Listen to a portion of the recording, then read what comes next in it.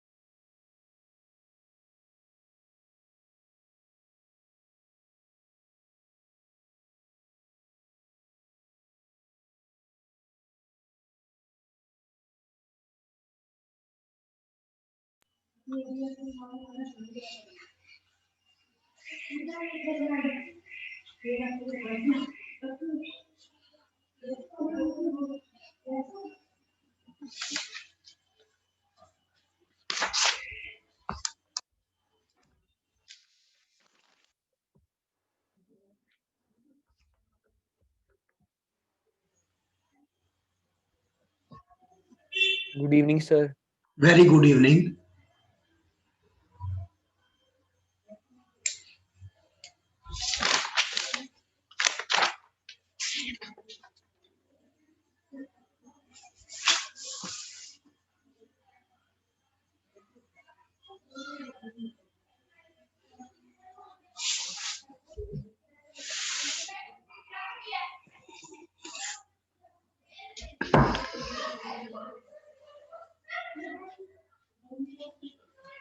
करें बेटा start. Yes, sir.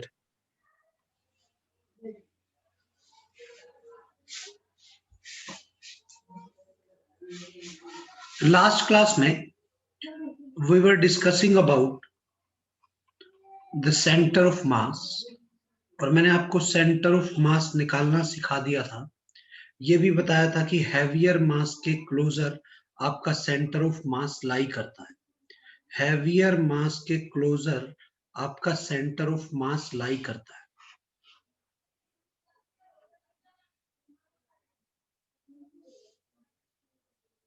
हाँ बेटा क्लियर है?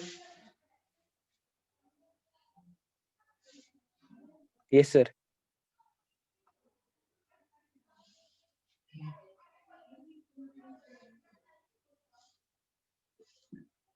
तो देखते हैं आगे कुछ क्वेश्चन कर लेते हैं सेंटर ऑफ मास पे base.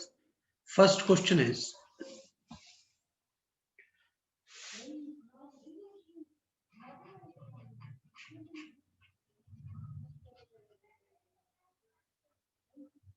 the position vector of three particles of mass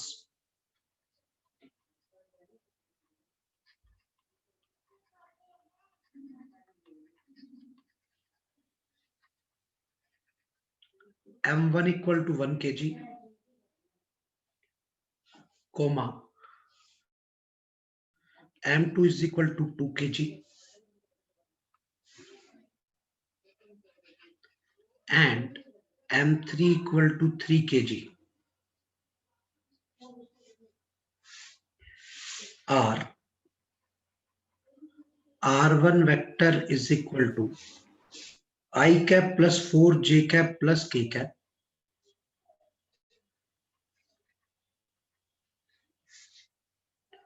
meter, comma r2 vector is equal to I cap plus j cap plus k cap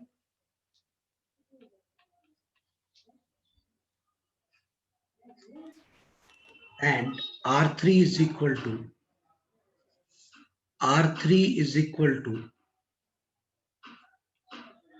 to I cap minus J cap minus 2 के cap. ये दिया हुआ है, सब कुछ metre में है बेटा, सब कुछ एसआई यूनिट में है रिस्पेक्टिवली।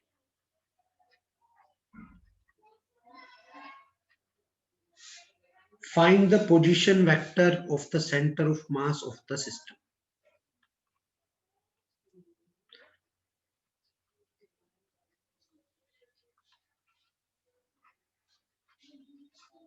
आपको सिस्टम के सेंटर ऑफ मास का पोजीशन वेक्टर कैलकुलेट करना है। कल बताया था कैसे करेंगे।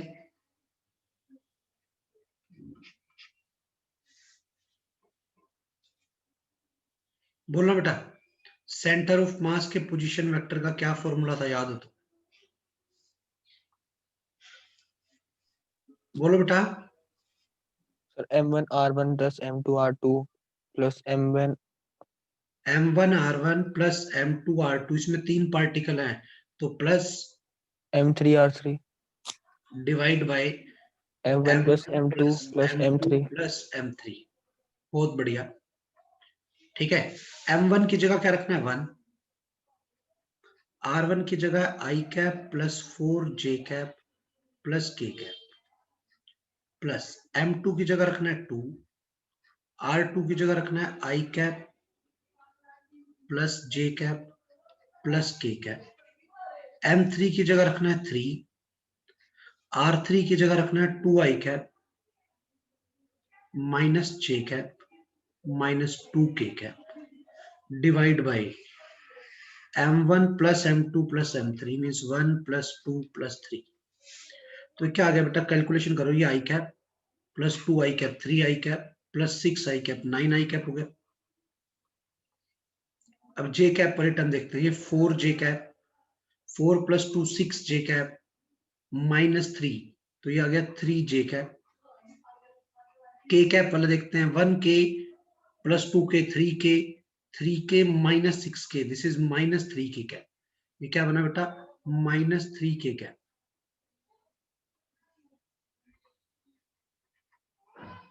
Divide by 3 plus 2 plus 1 6। कोई डाउट? आप यहां से ऊपर से देखो 3 कॉमन ले सकते हो, जैसे ही 3 कॉमन लोगे तो बचेगा 1/2, 3i कैप प्लस j कैप माइनस k कैप मीटर। ये आपका आंसर आ गया। किसी को कोई डाउट?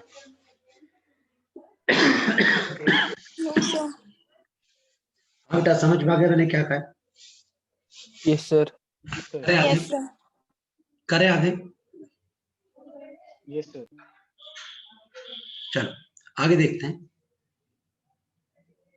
प्लस k/2 नहीं है बेटा, माइनस k है हितेशी ना, ठीक है। चलो आगे देखते हैं, अगले में नेक्स्ट क्वेश्चन।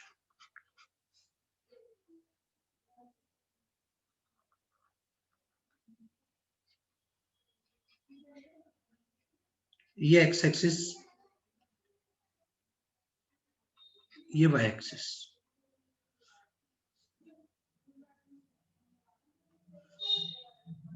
यहां पर मैंने एक स्क्वायर बना दिया।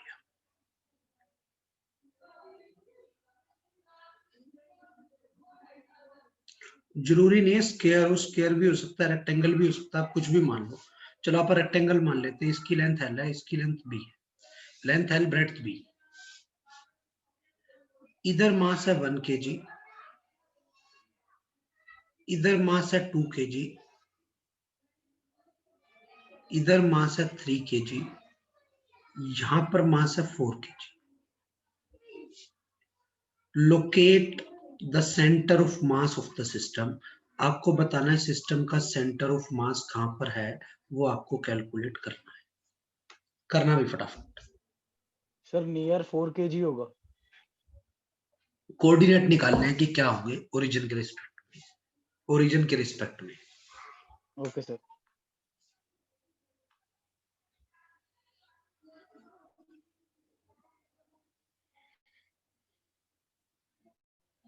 इसके 2-3 मेथड है करने के, बड़े ध्यान से यहाँ समझना बेटा। पहले तो कैसे में यहाँ समझना बेटा, कैसे इसके लिए हाइपोटेनस को ज्वाइन करेंगे ना? किसको ज्वाइन करेंगे सर? हाइपोटेनस को 1 kg और 3 kg वाली, फिर हमें 2 वो मिल जाएंगे ट्रायंगल। उससे जरूरी भी नहीं है, आप सीधा कोऑर्डिनेट से भी कर सकते हैं। देख लेते हैं कैसे करते हैं, दोनों मेथड देख लेते हैं। 2-3 मेथड है, दोनों तीनों मेथड बता रहा हूं मैं आपको। सबसे पहले आप अपनी साइड से इनके कोऑर्डिनेट लिख लो। इसके कोऑर्डिनेट होंगे 0,0, इसके कोऑर्डिनेट होंगे L,0, इसके कोऑर्डिनेट होंगे L,B और इसके कोऑर्डिनेट होंगे 0,B। किसी को कोई doubt? No no sir. Sir. No अब मेरे सर। को अब मेरे को सोच के बताना x सेंटर ऑफ मास क्या आएगा। x कोऑर्डिनेट सिर्फ 1 into 0 plus 2 into L plus 3 into L plus 4 into 0 divide by 1 plus 2 plus 3 plus 4.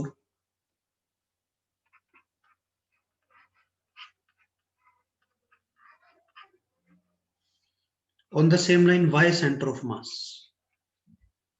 1 into 0. समझ आया बेटा कैसे लिख रहा हूं? यस सर, हमने सेपरेट Yes, कर sir. दिए कंपोनेंट को, एक x को एक y को। हाँ, x y z कोऑर्डिनेट जैसे कल किए थे ना, वैसे ही बिल्कुल सेम लाइन पे। Yes sir.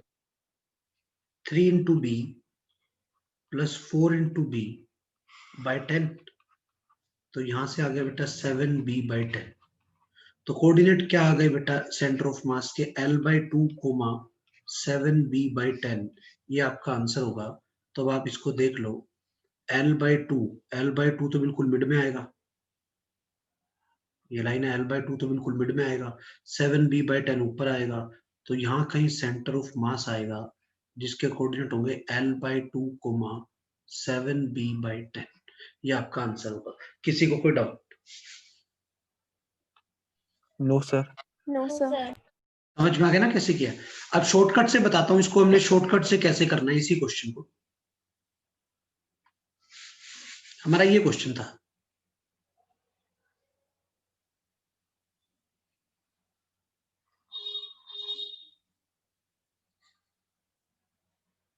यहाँ 1 kg का मास था,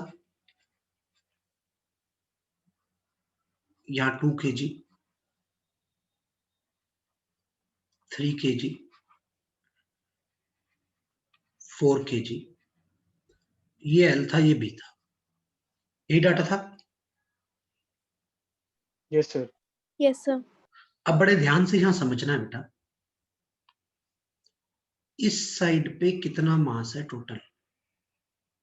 सर 5। Sir 5 kg। 5 kg। इस साइड पे कितना है? सर 5। 5 सर 5। 5 kg। दोनों साइड मास सेम है या अलग अलग है? सेम। सेम है। Sir same. तो सेंटर ऑफ मास कहाँ लाई करेगा?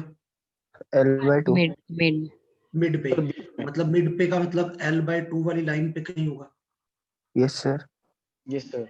मतलब किसी इस लाइन पे होगा जिसका ये L/2 होगा, ये भी L/2 है। कोई doubt? No sir. No sir sir. अब यहाँ कितना मास है? सर 3। 3 kg। 3 kg। इधर है 3 kg। क्लियर है? Yes sir. इधर कितना मास है?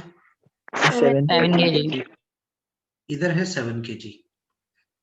अब क्या सेंटर ऑफ मास इधर भी बीच में होगा या किसके पास होगा ज्यादा? सर जहाँ सर पर 7 के 7 पास। kg उसके पास होगा। हैवी मास के पास होगा, यस सर। यस ऊपर सर। की साइड होगा। तो किस रेशियो में डिवाइड करेगा? सेंटर ऑफ मास इसको डिवाइड करेगा 3:7 में। कोई डाउट? नो कल सर। बताया नो था, sir. Centre of mass divides the distance between the masses in inverse ratio of masses. तो यस बेटा सर। ये जो Yes, डिस्टेंस बचा, ये वाला डिस्टेंस बचा 7b by 10। कोई डाउट? No sir. बेटा रेशियो से निकाल लिया ना, 7:3 का मतलब Yes, 7b by sir. 10।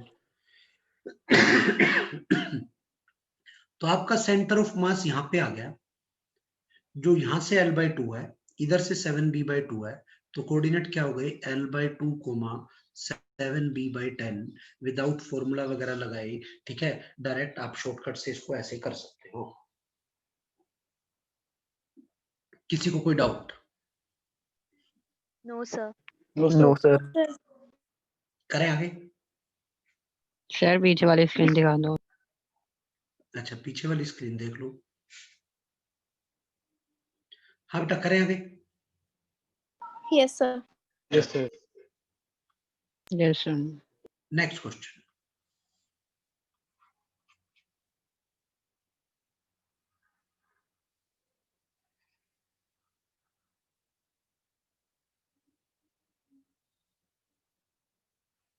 ये मेरे पास एक राइट एंगल ट्रायंगल है जिसका ये वाला एंगल 37 डिग्री दे रखा है, ये वाली साइड 5 मीटर है, ठीक है।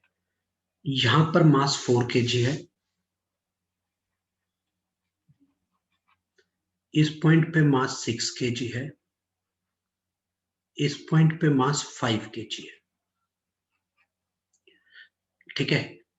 Locate the centre of mass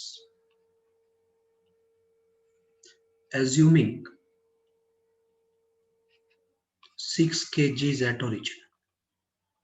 assume करना है कि 6 kg कहां पर है बेटा, ओरिजिन पे है। आपको सिस्टम का सेंटर ऑफ मास निकालना है।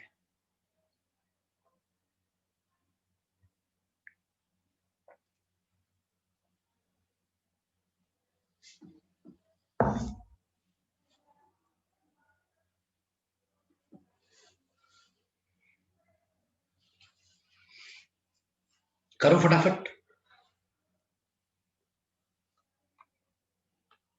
बेटा, ये ओरिजिन पे है तो इसका होगा ना 3 4 5 वाला। क्या हो गया? सर ये वही वाला ट्रायंगल होगा ना 3 4 5 मीटर वाला। हाँ हाँ 3 4 5 वाला। Okay sir.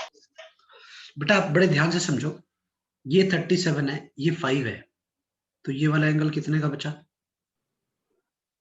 53 का। 3 डिग्री। तो ये बना 3 मीटर, ये बना 4 मीटर। कोई डाउट है?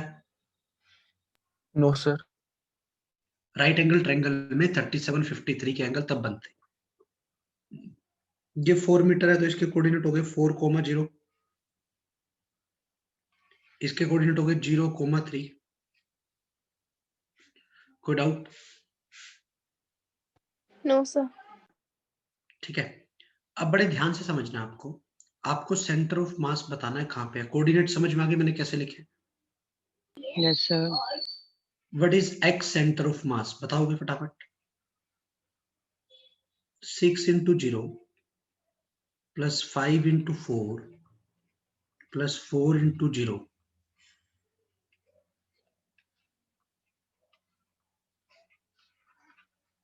Sir, 4 into 3 होगा ना?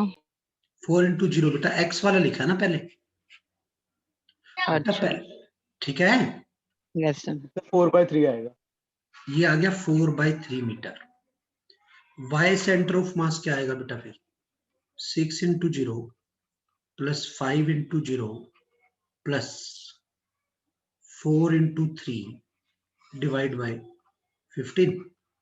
तो ये आ गया बेटा कितना? 12/15, 12/15। That is 4/5 metre. तो कोऑर्डिनेट आ गए 4/3, 4/5 मीटर। कोई डाउट? नो सर क्लियर है। कंसेप्ट समझ में आ गया ना मैंने कैसे कहा है? ये सर पहले Yes, sir. Break Yes, sir. X Y component में फिर सॉल्व करके कंपोनेंट में। हो जाएंगे इस टाइप के क्वेश्चन। ये सर हो जाएगा। चलो नेक्स्ट क्वेश्चन। अभी हम जितने भी सेंटर ऑफ मास निकाल रहे हैं ये डिस्क्रीट पार्टिकल्स के हैं, अलग अलग पार्टिकल्स दिए हुए हैं, हम उनके सेंटर ऑफ मास को निकाल रहे हैं। क्वेश्चन है कि मेरे पास दो पार्टिकल हैं, एक m1 एक m2, इनके बीच का कुछ गैप होगा, ठीक है, दिया हुआ होगा। क्वेश्चन है now m2 is shifted bye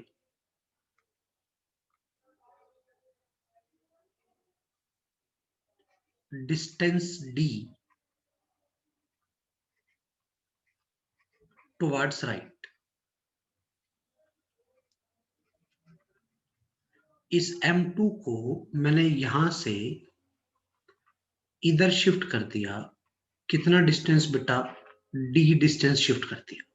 कितना डिस्टेंस शिफ्ट कर दिया बेटा? d डिस्टेंस शिफ्ट कर दिया। ये m2 की नई पोजीशन आ गई।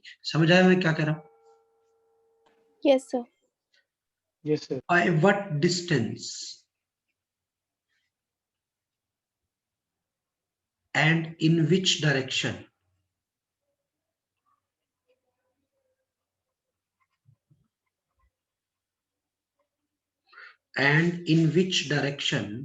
m1 should be shifted?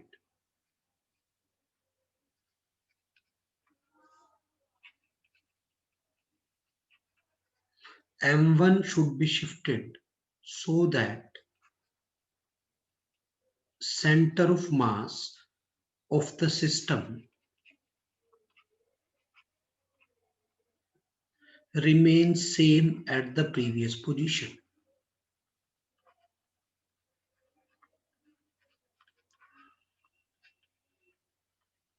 Remains same at the previous position. M1 को किस डायरेक्शन में और कितना डिस्टेंस शिफ्ट करूं ताकि जो सेंटर ऑफ मास पहले जहां पर था सेंटर ऑफ मास अब भी वहीं पर रहे? किसी को कोई doubt? No, sir. No, sir. ठीक है, करो फिर ट्राई फटाफट।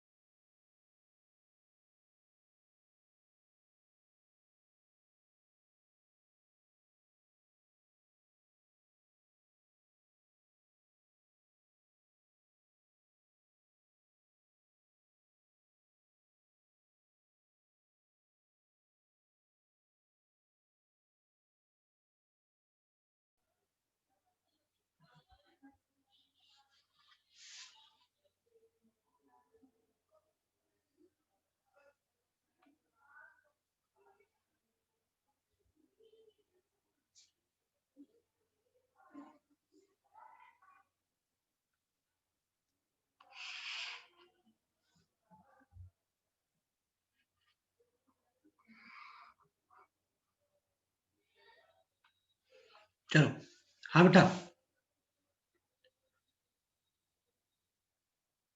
करें? Yes, sir. Yes, sir. Question ये था, इधर M1 था, इधर M2 था पहले, बाद में इसको D डिस्टेंस शिफ्ट किया था, आपको बताना था M1 कहां शिफ्ट कर दूं। आप मान लो इनिशियली सेंटर ऑफ मास कहीं यहां पर था जिसके कोऑर्डिनेट हम ओरिजिन मान लेते हैं। तो आपको लास्ट क्लास में मैंने बताया भी था, हम इसको x1 मान लेते हैं, इसको x2। तो इसके कोऑर्डिनेट आ गए थे minus x1 coma 0। Last class में ऐसा एक क्वेश्चन किया था, याद हो तो आपको। इसके कोऑर्डिनेट आ गए थे x2 कोमा 0। कोई doubt? No sir. No, sir. यहीं से लास्ट क्लास में हमने ये भी लिख लिया था, m1 x1 is equal to m2 x2। कोई डाउट है? सर ये तो तब होगा ना जब 0,0 कोऑर्डिनेट होंगे। हाँ, तभी तो माना है 0,0 कोऑर्डिनेट है, यस सर। तभी मान लिया ना बेटा। एज्यूम ही यही कर लिया कि सेंटर ऑफ मास ओरिजिन पे है, तो इसका मतलब वही होगा m1 minus x1 plus m2 Okay, x2 equal to 0। तो वहां से ये रिजल्ट आ। अब अकॉर्डिंग टू सिचुएशन आपने इस m2 को, अभी m2 यहां था, m1 यहां था, सेंटर ऑफ मास यहां था, आपने इस m2 को उठाकर राइट में शिफ्ट कर दिया थोड़ा सा डिस्टेंस। मतलब अब आपका m2 यहां आ गया। कितना डिस्टेंस शिफ्ट किया था याद हो तो, d। तो इसके कोऑर्डिनेट हो गए x2 प्लस d कोमा 0। किसी को कोई डाउट? नो सर, क्लियर है। No sir. हाँ बेटा, क्लियर है यहां तक? बोलो। Yes, sir. ठीक है। अब यहां पर आपका सेंटर ऑफ मास तो यहीं पे रहना चाहिए 0,0 पे। वो कह रहा है m1 को कहां शिफ्ट करूं। आप सोचो, अगर आप m1 को आगे शिफ्ट कर दोगे तो सेंटर ऑफ मास भी शिफ्ट हो जाएगा। Yes, sir. तो आपको Yes, sir. m1 को पीछे की साइड शिफ्ट करना पड़ेगा ताकि सेंटर ऑफ मास यही का यही रहे। तो इसलिए मान लिया मैंने m1 को यहां शिफ्ट कर दिया d1 डिस्टेंस। तो अब जो इसके कोऑर्डिनेट होंगे वो होंगे minus x1 minus d1 comma जी। कोई doubt? No No, sir. sir. Centre of mass अब भी कहां पे चाहिए? सेंटर ऑफ मास अब पिछली पोजीशन पे चाहिए। मतलब अब भी सेंटर ऑफ मास कहां पे होना चाहिए? ओरिजिन में। ओरिजिन पे। तो अब क्या इक्वेशन बनेगी? m2 into x2 plus d should be equal to m1 into x1 plus d1। कोई डाउट? No sir. समझ में आ गया? मैंने वही लगाया बेटा। Yes, sir. x centre of mass is m1 x1 plus m2 x2 by m1 plus m2। इसी फॉर्मूले का मैंने यूज किया है। ठीक है, तो सिंपलीफाई sir. करते हैं। एक सेकंड होल्ड रखना, एक सेकंड।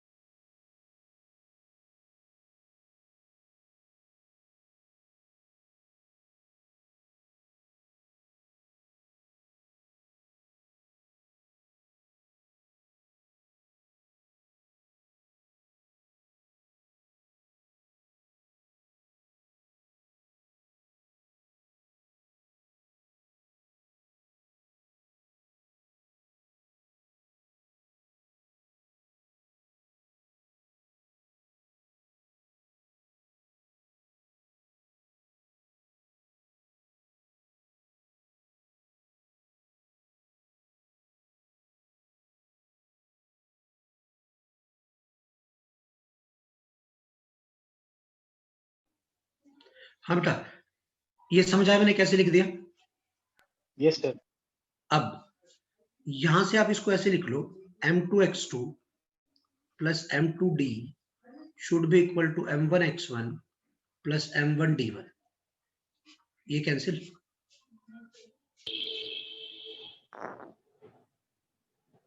बोलो। Yes, sir. यहां से जो d1 आ गया ये आ गया m2 by m1 into D.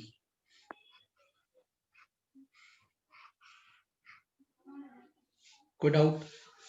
No sir. हाँ बेटा, क्लियर है यहाँ तक? यस सर, क्लियर है। ठीक है, तो किस साइड शिफ्ट करना चाहिए, टुवर्ड्स राइट या towards left? Sir towards right.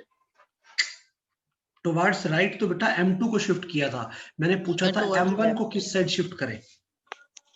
Towards left. Yes towards left. Towards left, तभी सेंटर ऑफ मास वहीं पे रहेगा। किसी को कोई डाउट? No sir. क्लियर है सर। समझ में आ गया? Next yes point, sir. Next पे आ जाते हैं। बड़े ध्यान से समझना बेटा, एक बहुत इंपॉर्टेंट पॉइंट है कॉम्पिटिटिव पॉइंट ऑफ व्यू से। इस पॉइंट को बड़े ध्यान से समझना है आपको। क्या कहता है पॉइंट? ये मेरे पास x एक्सिस, ये मेरे पास y एक्सिस, ये मेरे पास z एक्सिस। ठीक है, मैंने कहा ये मेरे पास कोई ith पार्टिकल है। ith पार्टिकल है तो इसका मास mi होगा। ठीक है, इसका पोजीशन वेक्टर, यहां का पोजीशन वेक्टर ri होगा। कोई doubt? No sir. No sir. ऐसे ही सिस्टम में कई सारे पार्टिकल होंगे। मैंने एक पार्टिकल शो किया ith पार्टिकल। यहां कहीं सिस्टम का सेंटर ऑफ मास होगा, जो यहां इसका पोजीशन वेक्टर RCM मान लूंगा। कोई doubt? No sir. No sir. अब यहां से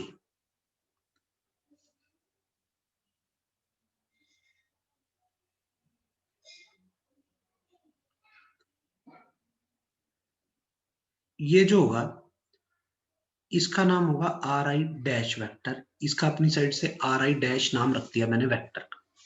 तो बेटा अब यहां तीन चीजें हुई। What is RI vector? RI vector is position vector of ith particle with respect to origin. RCM vector, position vector of center of mass of system of particles.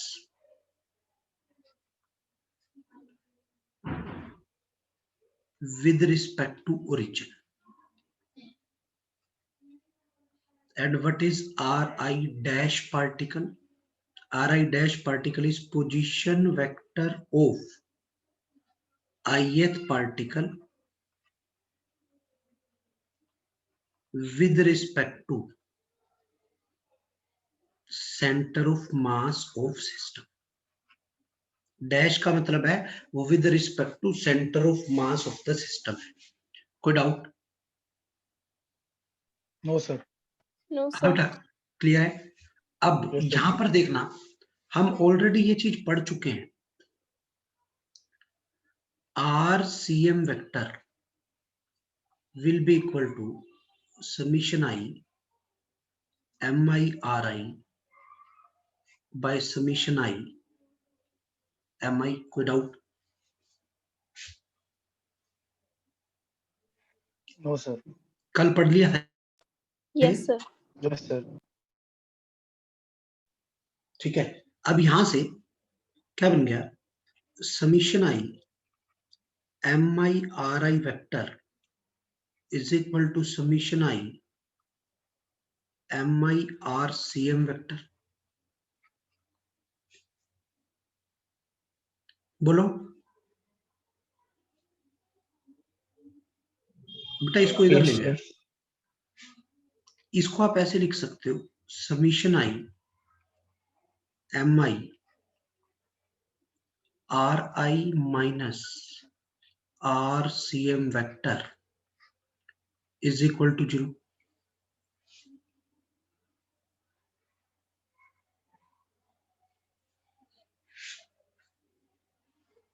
इस टर्म को उधर ले गया, ऐसे लिख दिया। कोई doubt? No sir. No sir. अब यहां पर ना आप ट्रायंगल लो लगा दो, इस डायग्राम में आप ट्रायंगल लो को अप्लाई करो इस डायग्राम में, तो ट्रायंगल लो से क्या रिजल्ट बनेगा बताओगे? R C M plus R I dash should be equal to R आई।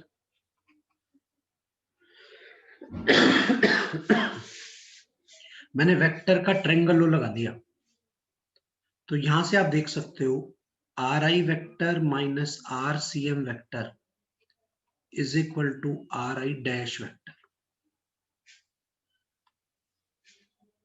बोलो बेटा।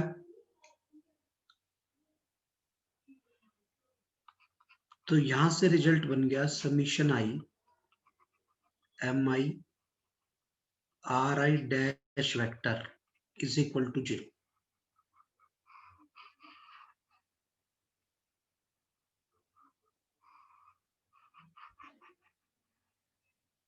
ये आपका आंसर आ गया। कोई doubt? No sir.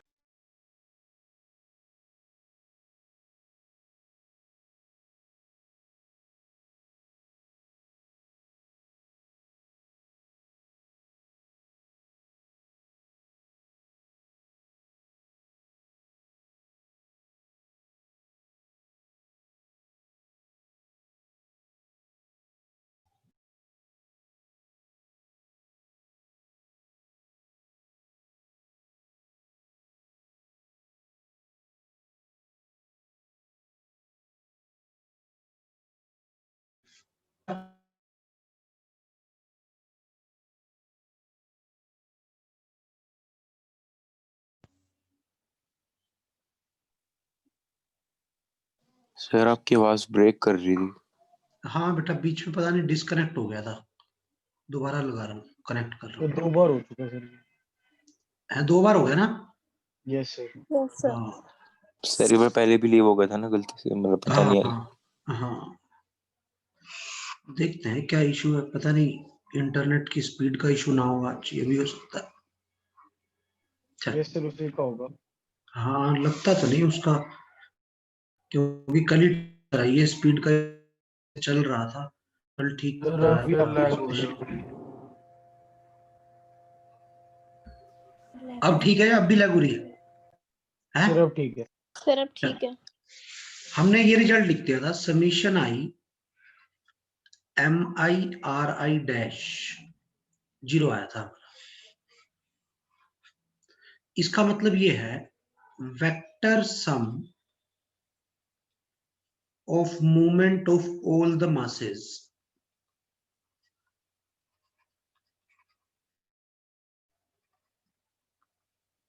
with respect to center of mass of the system is 0.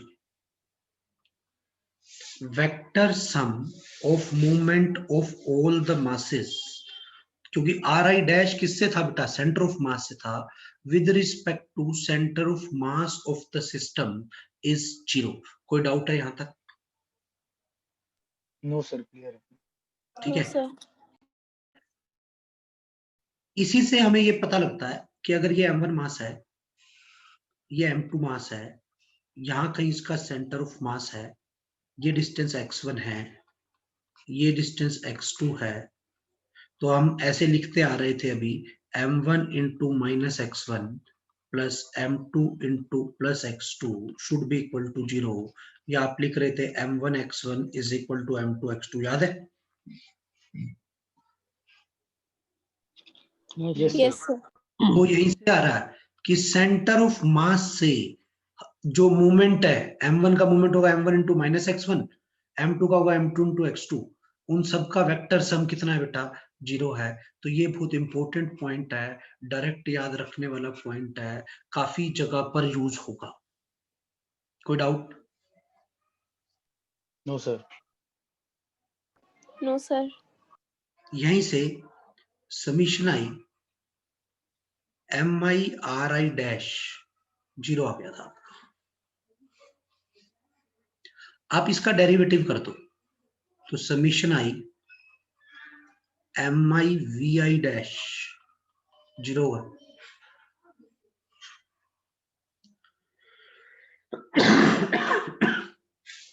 कोई डाउट? सर ये VI क्या है? वेलोसिटी, पोजीशन का डेरिवेटिव वेलोसिटी होगी ना बेटा। Okay sir. अब एक बात देखो, vi वेलोसिटी थी विद रिस्पेक्ट टू ओरिजिन, और vi डैश वेलोसिटी है with respect to centre of mass. Dash का Yes, मतलब है sir. With respect to centre of mass. तो बेटा m इंटू वी क्या हुआ? Momentum. Momentum. m into V क्या हुआ? मोमेंटम। कोई डाउट है यहां तक? तो यहां से ये बात पता लग गई मुझे, linear momentum of system with respect to centre of mass कितना हो गया?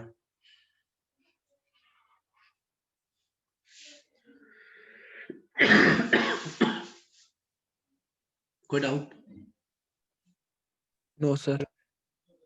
कोई डाउट है यहां तक? No sir. तो सर यहां फिर से सिग्मा mi ai डैश भी तो इक्वल टू 0 ही होगा। हाँ, वो भी 0 होगा। ठीक है, वो अभी आगे करेंगे, अभी एक एक स्टेप में कर रहा हूँ ना। पहले मूवमेंट देखा, फिर मोमेंटम देखा, बाद में फोर्स वाले पे भी आऊंगा। तो यहां से ये पॉइंट पता लग गया, vector sum of linear momentum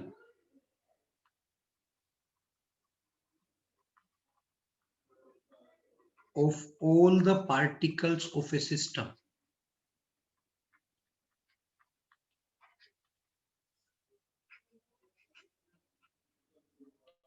with respect to center of mass of the system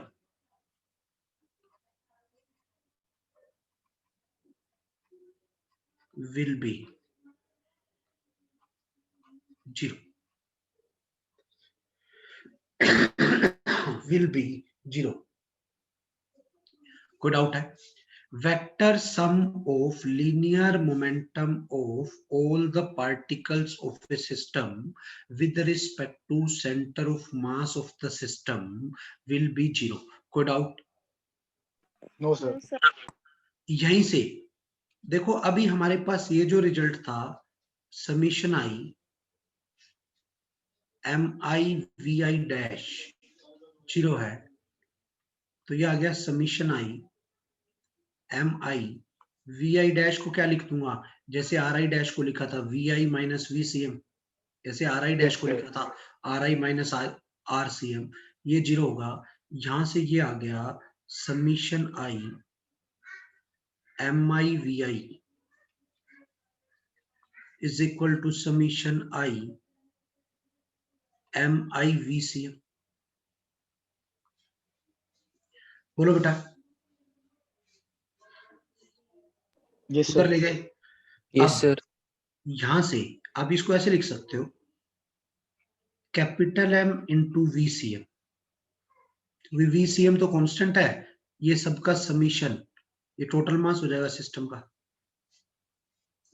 is equal to summation I mi vi, which you can write it like MVCM can be written as M1 V1 plus M2 V2 plus up to Mn Vn। ये क्या है? Linear momentum of centre of mass of the system will be equal to सारे particles का अलग अलग linear momentum का सम आएगा।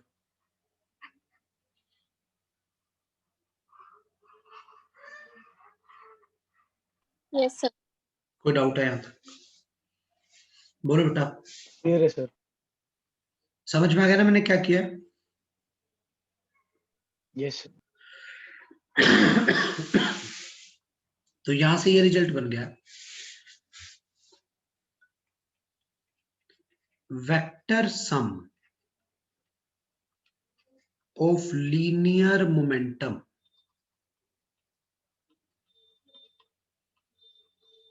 of all the particles of a system is equal to is equal to the linear momentum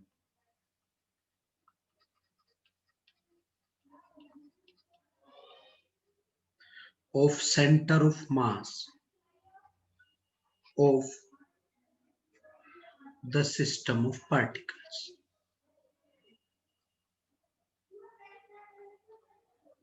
कोई doubt है?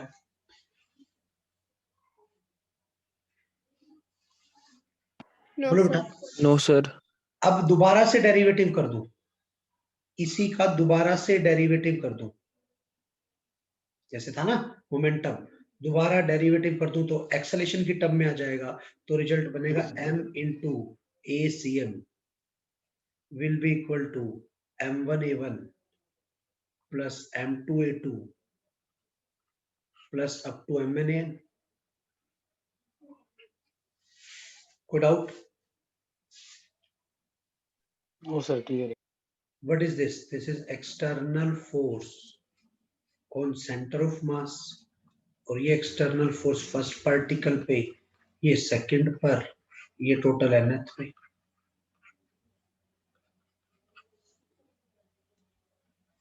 हाँ बेटा क्लियर है?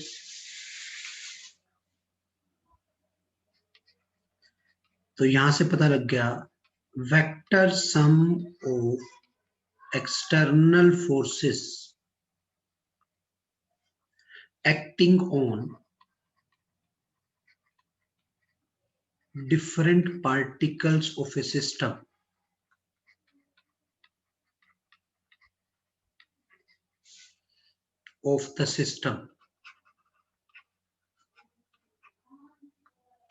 can be assumed as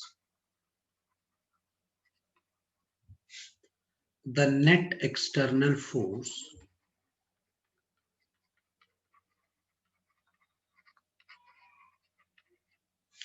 acting on center of mass of that system of particles.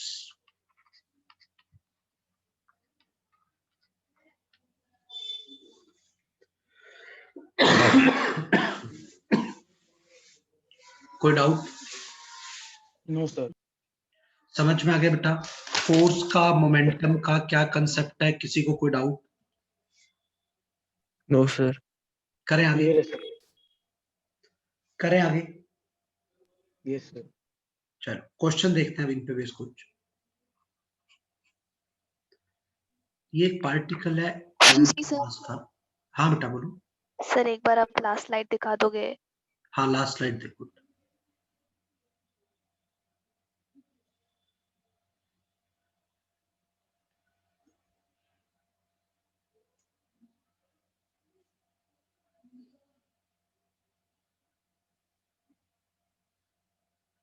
करें आगे?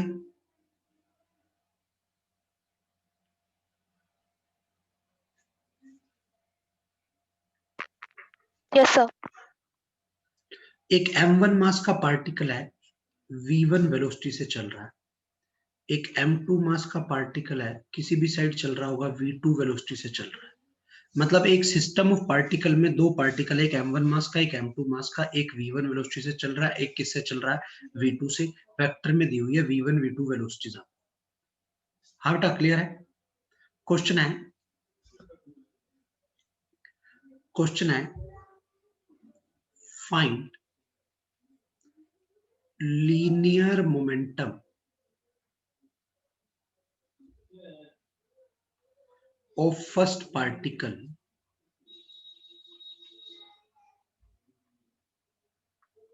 with respect to center of mass of system. Second point, linear momentum of second particle with respect to center of mass. Third point, linear momentum of system with respect to center of mass. Fourth point, linear momentum of center of mass. And fifth part, kinetic energy of system with respect to center of mass. ये 5 part हमें निकालने हैं।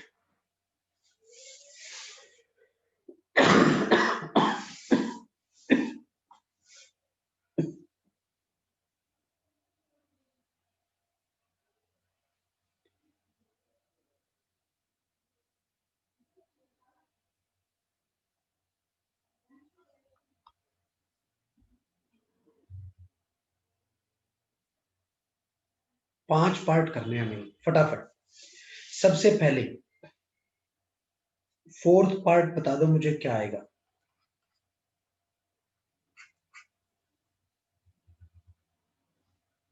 Fourth part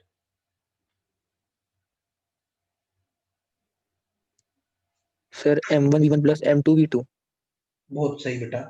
अभी थोड़ी देर पहले पढ़ा है system के सेंटर ऑफ मास का लीनियर मोमेंटम होता है अलग अलग पार्टिकल के लीनियर मोमेंटम का सम। तो ये कितना आ गया बेटा M1V1 प्लस M2V2। क्लियर है यहां तक? Yes sir. Yes sir. ठीक है, अब बड़े ध्यान से समझना है अभी। What is the velocity of centre of mass बता सकते हो?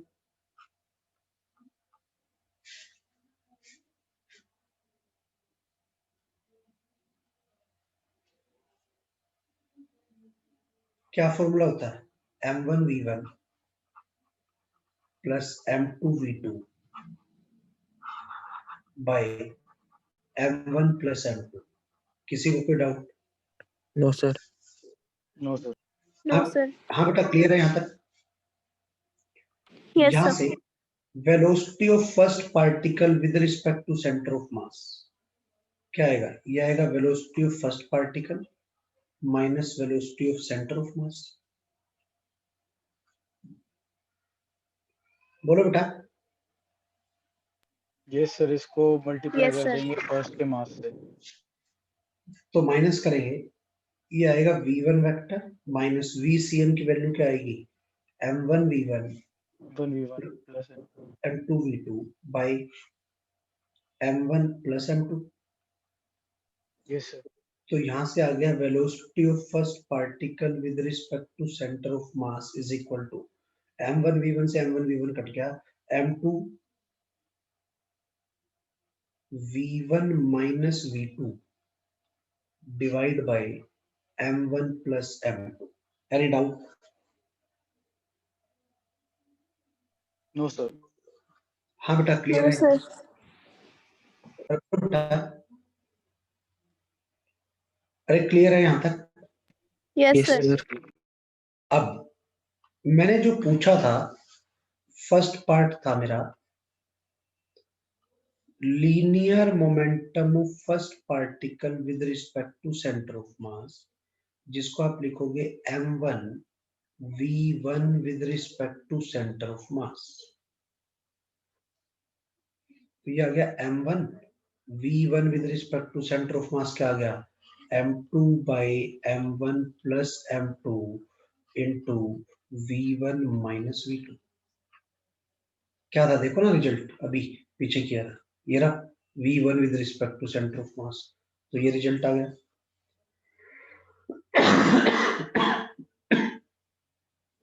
किसी को कोई doubt? No sir. On the same line. Sir हाँ बेटा बोलो। सर ये लास्ट वाला दोबारा समझा दो। मैंने क्या किया, ये जो V1 सेंटर ऑफ मास है ना V1 with respect to centre of mass, इसकी ये वाली वैल्यू पुट कर दी बेटा। ये वैल्यू इसकी पुट कर दी। कोई डाउट? No sir. आ गया समझ अभी या नहीं आया? आगे सर। Yes sir. अब linear momentum of second particle with respect to centre of mass वो क्या होगा M2 V2 with respect to centre of मास।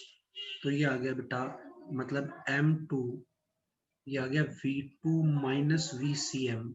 बिल्कुल सेम लाइन पर सारी वैल्यूज पुट करके कैलकुलेट करोगे ये रिजल्ट आएगा। यहाँ V1 माइनस V2 था ना, इसमें हो जाएगा V2 माइनस V1। इसमें क्या हो जाएगा बेटा, v2 माइनस v1। कोई डाउट?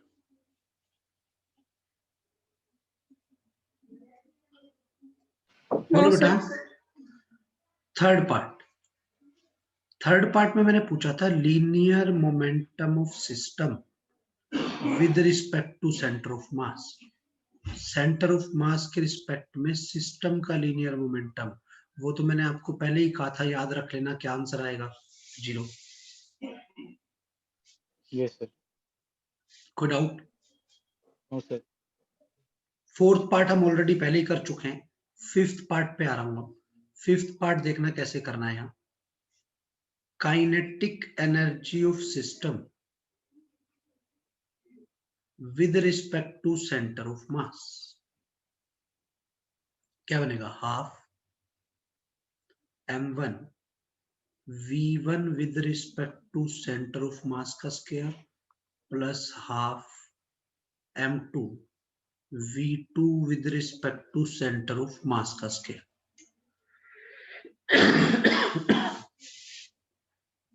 समझ आया कैसे लिखा है?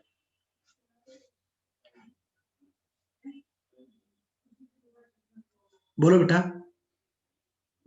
यस अरे सर। क्लियर है? यहां से ये हो गया हाफ m1, ये क्या था v1 with respect to centre of mass, याद हो तो m2 v1 माइनस v2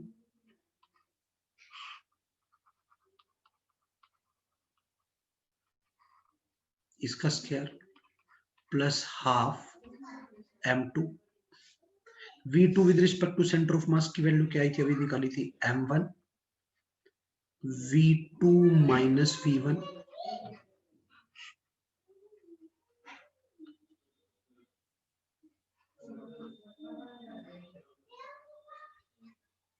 हाँ बेटा क्लियर है यहाँ तक? Yes sir. बोलो यस बेटा। सर।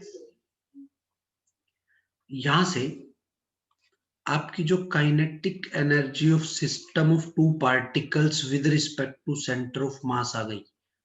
कैलकुलेशंस देखना यहाँ पर, हाफ m1 ऐसे ये m2 का स्क्वायर बनेगा, नीचे m1 प्लस m2 का स्क्वायर बनेगा, हाफ m1 ऐसे ये m2 का स्क्वायर बना, नीचे m1 प्लस m2 का स्क्वायर है, ये बचा v1 माइनस v2 का स्क्वायर प्लस इधर आ जाओ हाफ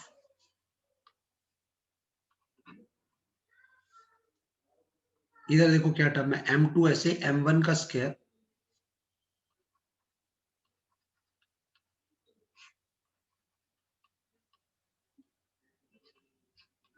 तो ये है v2 माइनस v1 कह लो, चाहे v1 माइनस v2 कह लो, उसका स्क्वायर एक ही बात होती है, क्योंकि v2 माइनस v1 का स्क्वायर और v1 माइनस v2 का स्क्वायर सेम होगा, माइनस का फर्क है, माइनस का स्क्वायर अपने आप प्लस हो जाता है। कोई डाउट? No sir. यहां से half m1 m2 by m1 plus m2 का square into v1 vector minus v2 vector का स्क्वायर कॉमन लेके बचा m2 प्लस m। तो बेटा एक पावर ये कैंसिल हो गई, तो सिंप्लीफाई करके ये रिजल्ट आ गया half m1 m2 by m1 plus m2 into v1 vector minus v2 vector का स्क्वायर। तो ये है kinetic energy of system with respect to centre of mass. किसी को कोई डाउट? इंपॉर्टेंट रिजल्ट है, डायरेक्ट यूज होता है कई जगह पर, कई क्वेश्चंस को शॉर्टकट से करने के लिए हम इसको लिखेंगे, और इसको याद रखने का ये तरीका है, सेंटर ऑफ मास फ्रेम में, मतलब अगर सेंटर ऑफ मास से खड़ा होकर कोई बंदा दो दो ऑब्जेक्ट दो पार्टिकल सिस्टम की काइनेटिक एनर्जी देखे, तो ये रिजल्ट आ जाता है half mu V R square, जहां पर म्यू क्या है, mu is reduced mass. Mu कौन सा मास है बेटा, रिड्यूस्ड मास, जिसको आप लिखोगे m1 m2 by m1 plus m2, और वी आर को लिखोगे relative velocity, that is v1 minus v2। तो इन शॉर्ट ये जो आपकी टर्म आ गई ये म्यू है, रिड्यूस्ड मास, और ये जो टर्म आ गई ये vr है। कोई डाउट? No sir. समझ में आ गया मैंने क्या कहा है?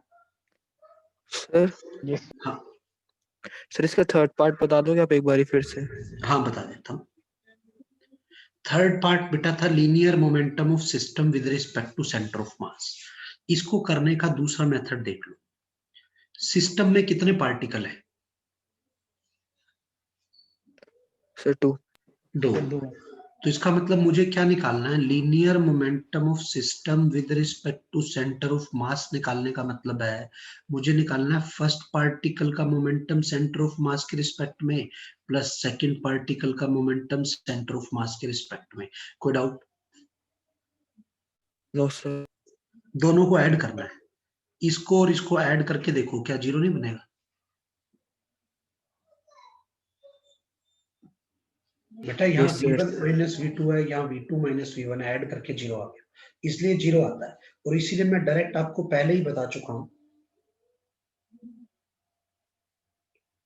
ये रहा point, vector sum of linear momentum of all the particles of a system with respect to centre of mass of the system is zero. ये स्टेटमेंट लिखी हुई देख सकते हो आप। कोई doubt? Yes sir. No sir. समझ में आ गया मैंने क्या कहा? Yes sir. करें आगे? Yes sir. चलो नेक्स्ट क्वेश्चन देखते हैं इसी में बेस।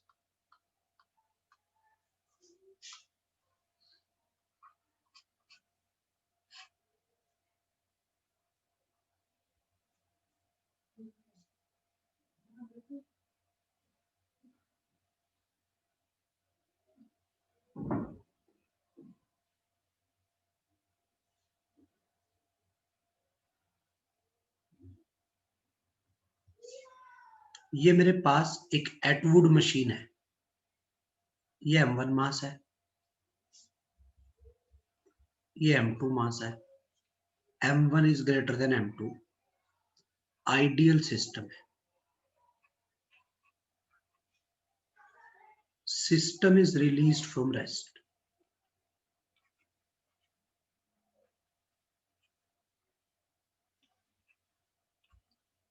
सिस्टम को हमने किससे छोड़ दिया बेटा? रेस्ट से छोड़ दिया। कोई डाउट है? No no sir. Sir. No ठीक है, सर। फर्स्ट पहले पहले करना है find the acceleration of centre of mass of the system. आपको सिस्टम के सेंटर ऑफ मास का एक्सेलरेशन कैलकुलेट करना है। Find the acceleration of centre of mass of the system.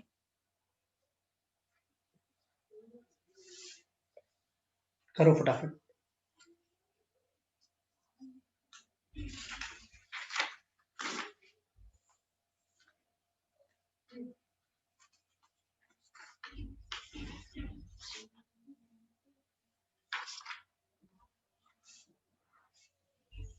बेटा ये होगा इधर m1 जी, ये होगा m2 जी, ये a से नीचे जाएगा, ये a से ऊपर जाएगा। तो a की जो वैल्यू होगी वो होगी m1g minus m2g divide by m1 plus m2।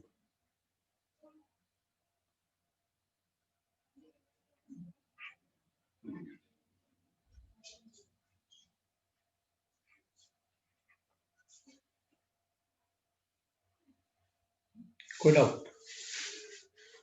No sir. ये आंसर नहीं है, मुझे सेंटर ऑफ मास का एक्सेलरेशन निकालना है। What formula you will apply for the acceleration of center of mass of the system? बोलो।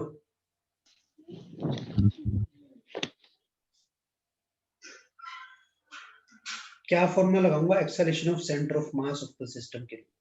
m1a1 plus m2a2 m1a1 plus m2a2 by m1 plus m, यही तो लगेगा। अब बड़े ध्यान से देखना, ये m1 a1 को लिखोगे a into minus J cap, क्योंकि m1 वाला नीचे जा रहा है,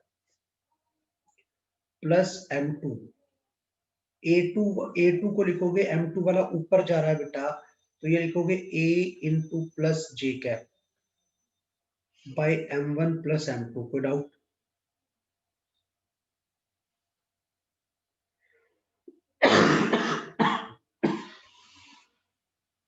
किसी को कोई डाउट?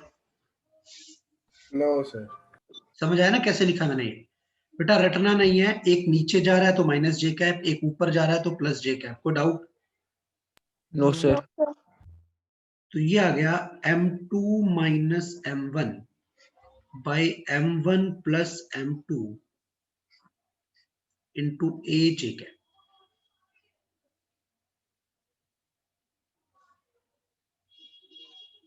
ठीक है, बोलो। Yes sir. यस यहां सर। से ए सेंटर ऑफ मास निकालना था, यह आया m2 माइनस m1 बाई लेकिन m। तो एक प्लस में था और एक माइनस में था, तो फिर कॉमन कैसे? देखो बेटा क्या किया, नहीं समझ आया? सर बेटा इस माइनस को बाहर लिख लिया, तभी तो माइनस हुए m2 माइनस तभी तो m1। वो m2 माइनस m1 बन गया। ओके सर, नहीं समझ आया? समझ गए सर। ठीक है। ए था, ए की वैल्यू क्या थी? m1 minus m2 by m1 plus m2 into ji J cap. देख लो आप, इस ए की वैल्यू रख दी मैंने। कोई डाउट? No sir. तो यहां से what is the acceleration of centre of mass of the system, minus अगर मैं कॉमन ले लूं तो ये बन गया m1 minus m2 by m1 plus m2 का square into ji J cap will be your answer.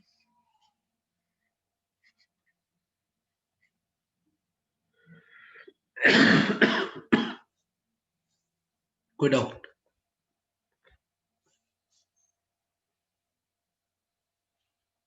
No sir. No sir. किसी को नहीं समझ में आया हो बेटा? आ गया समझ? Yes Yes. Sir. Next question, next question.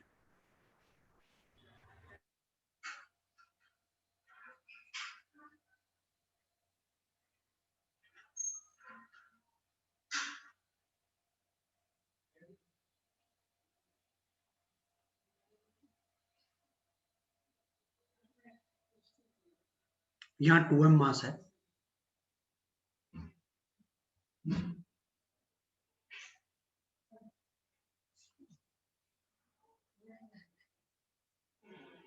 पुली के ऊपर से एक थ्रेड गया,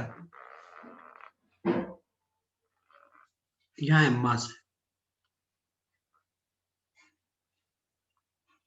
ठीक है, सब कुछ स्मूथ है,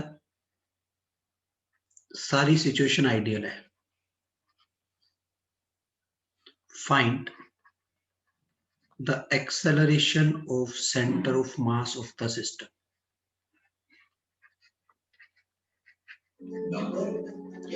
Find the acceleration of center of mass of the system.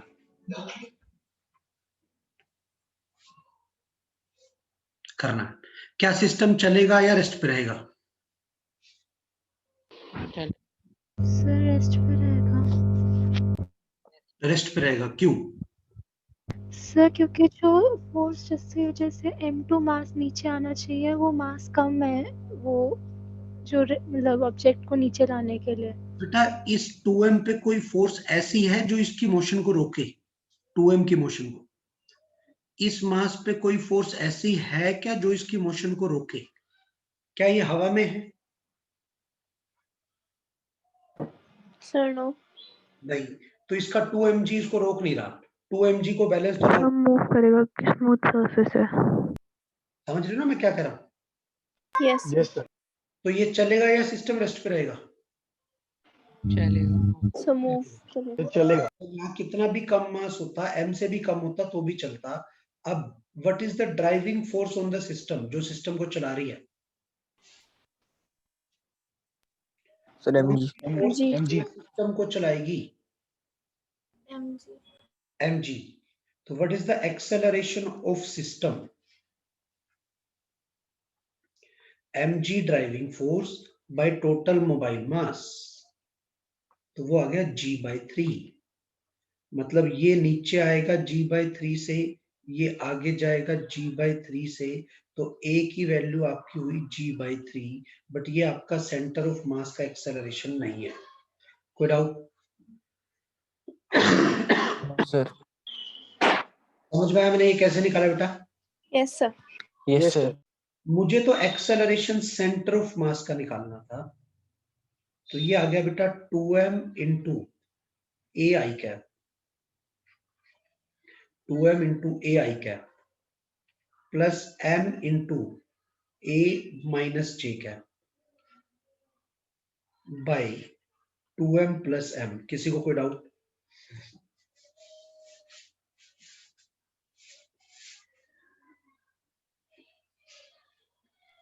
No sir, clear है। मैंने डायरेक्ट फॉर्मूला लगाया m1a1 plus m2a2 bye m1 plus m2, formula लगा के वैल्यू पुट किया है। तो यहां से a सेंटर ऑफ मास आपका कितना आ गया बेटा? ये आ गया देखो 2m a i cap minus m a j cap by 3m, m cancel हो जाएंगे, तो ये बन गया 2/3 a i cap minus a/3 j cap. कोई डाउट?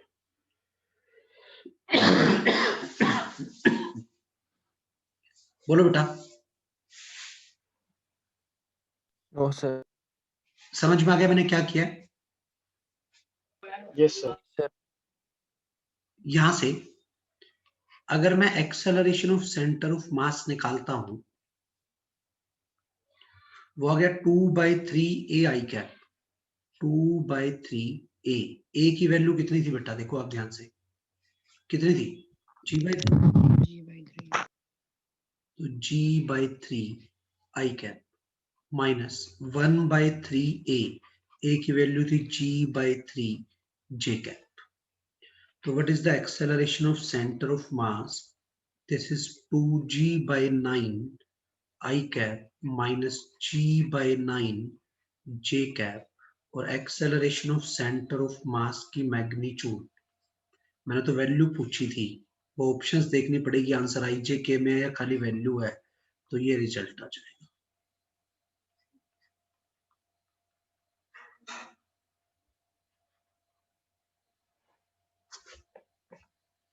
इतने मीटर पर सेकंड स्क्वायर हमारा एक्सेलरेशन आ गया। किसी को कोई doubt? No sir. Next question समझ में आया बेटा कैसे करना है? Yes sir. नेक्स्ट क्वेश्चन,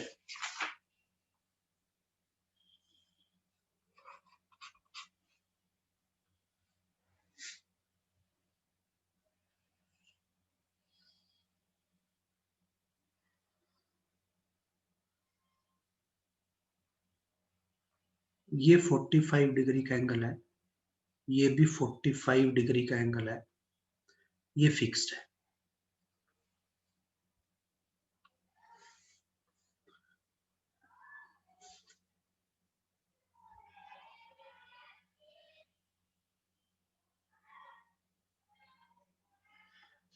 यहाँ पे एक ब्लॉक ए है,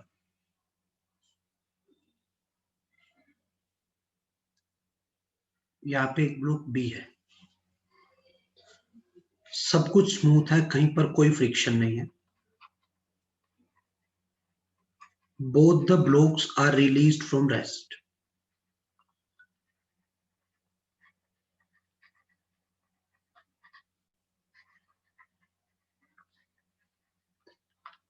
दोनों ब्लॉक्स को हमने किससे छोड़ दिया बेटा? रेस्ट से छोड़ दिया. Mass of block A and mass of block B भी सेम है, m के इक्वल है. क्या होगा बेटा? जैसे ही दोनों ब्लॉक को छोड़ूंगा, दोनों ब्लॉक अलग अलग इंक्लाइन प्लेन पे, अलग साइड पे है ना दोनों, तो दोनों उस साइड पे चल रहे हैं. Yes, sir. क्वेश्चन है, find the acceleration of centre of mass of blocks A and B. आपको ये निकालना है, आपको एक्सेलरेशन कैलकुलेट करना है, ठीक है. और आंसर क्या आएगा ये घर से करना बेटा, बिल्कुल जैसे आज किया उसी तरह से आएगा. Answer will be half G in vertically downward direction. नहीं होगा तो हम कल डिस्कस करेंगे. Okay sir. कोई डाउट? Okay sir. समझ में आया? ये यस घर सर. से करना है क्वेश्चन, ठीक है. अगला क्वेश्चन,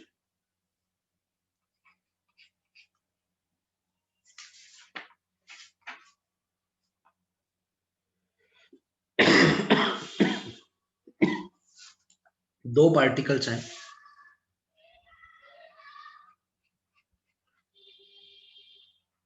ये एक पार्टिकल है ए, ये एक दूसरा पार्टिकल है बी. अभी इनके बीच का गैप है 90 मीटर, ठीक है. ए को ऊपर फेंका है 200 मीटर पर सेकंड से, और बी को नीचे फेंका है 50 मीटर पर सेकंड से. ए का मास 1 kg है,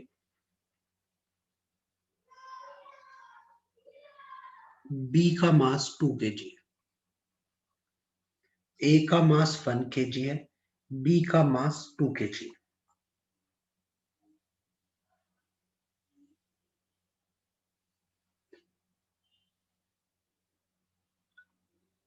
कोई डाउट है? अब बेटा जब फेंकूंगा तो ये रास्ते में कहीं कोलाइड करेंगे कि नहीं करेंगे? कर जाएंगे. समझ आ रही है मैं Yes, क्या sir. कह रहा हूं? क्वेश्चन है, फाइंड द मैक्सिमम हाइट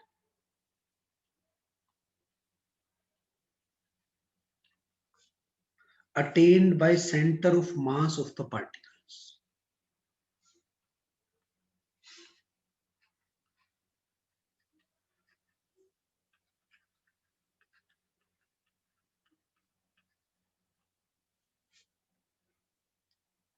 ठीक है.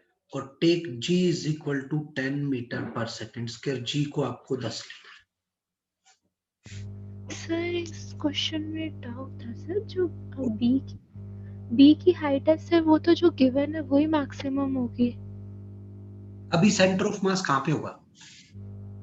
सर, जहाँ पे अभी जो आपने बी पॉइंट दे रखा है, जहाँ पे अभी वो प्रेजेंटली है, वही उसकी मैक्सिमम हाइट होगी. नहीं, b की मैक्सिमम हाइट होगी, बट a की मैक्सिमम हाइट कितनी होगी? सर जब वो दोनों कोलाइड कर जाएंगे उस पॉइंट पे. नहीं, उसके बाद कोलिजन के बाद क्या पता कहाँ जा रहा होगा ये.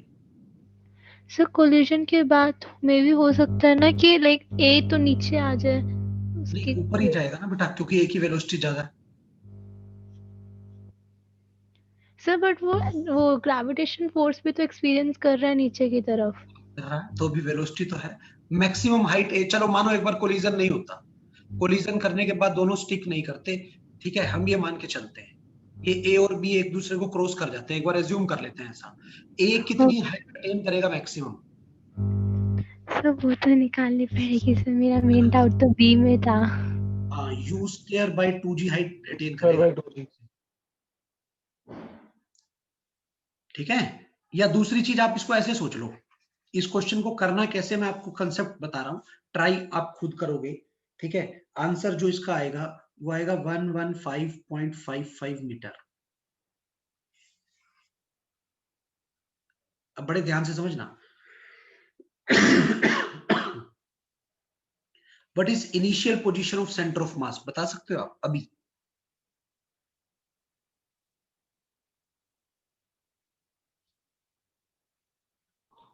Zero.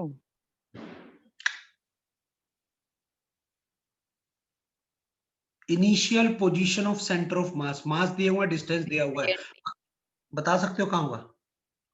Between A and B. हाँ, बिटवीन ए एंड बी। किस रेशियो में डिवाइड करेगा? 2:1। 2:1। 2:1। ए के ज्यादा पास होगा या बी के ज्यादा पास होगा? सर बी के ज्यादा पास होगा क्योंकि वो हेवियर ऑब्जेक्ट है। अब ना? ज्यादा। ये ज्यादा पास होगा। तो अभी ये सेंटर ऑफ मास की इनिशियल पोजीशन होगी जो कि यहाँ से 60 मीटर पे होगी और यहाँ से 30 मीटर पे होगी। किसी को कोई doubt? No no sir. Sir. तो बेटा अगर मैं वैसे सोचूं, what is Y initial for centre of mass, this is 60। कोई डाउट? No sir. ठीक है। अब what will be the initial velocity of centre of mass, बता सकते हो?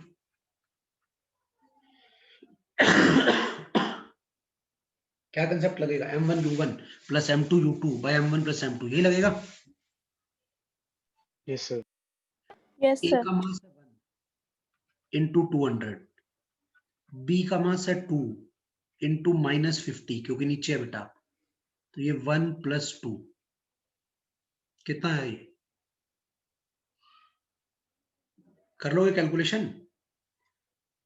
तो initial velocity of centre of mass is 100/3 metre पर second.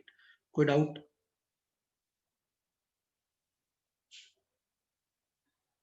No sir. No sir. अरे समझ में आ गया सबको या नहीं आया? यस यस सर आ सर। गया। What will be the acceleration of centre of mass? क्या होगा? 1 into G plus 2 into G by 1 + 2, तो ये आ गया जी। तो सेंटर ऑफ मास का एक्सेलरेशन जी होगा।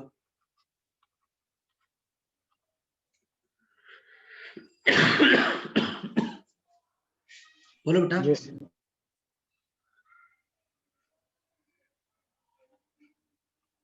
कोई डाउट है यहां तक? No sir. No sir clear है। ठीक है।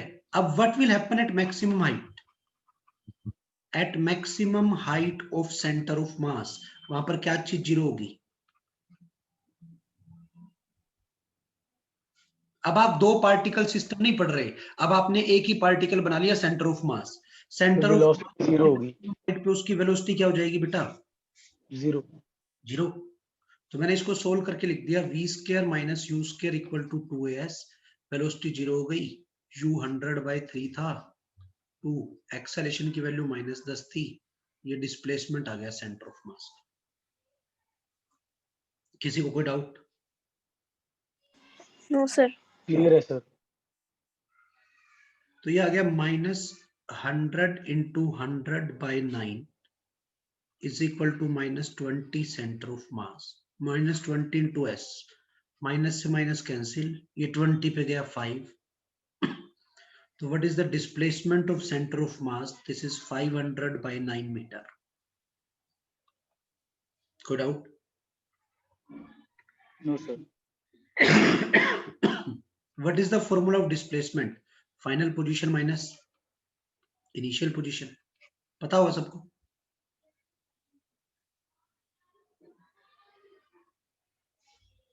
Yes sir. ठीक है। अब आपको फाइनल हाइट बतानी थी, फाइनल का मतलब मैक्सिमम हाइट बतानी थी, और initial position centre of mass की क्या थी? 60 थी,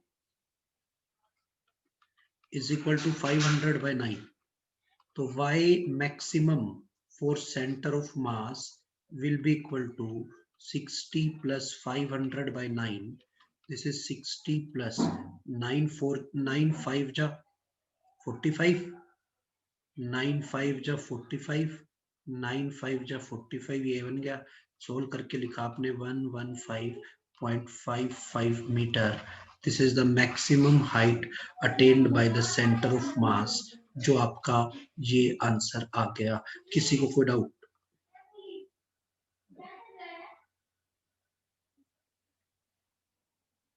बोलो बेटा, नो सर। क्लियर है यहां तक?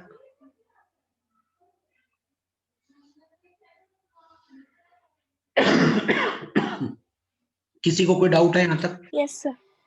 ठीक है, ये हमने बेटा आज जो हमने अभी तक जो पढ़ा है वो हमने पढ़ लिया centre of mass of discrete particles.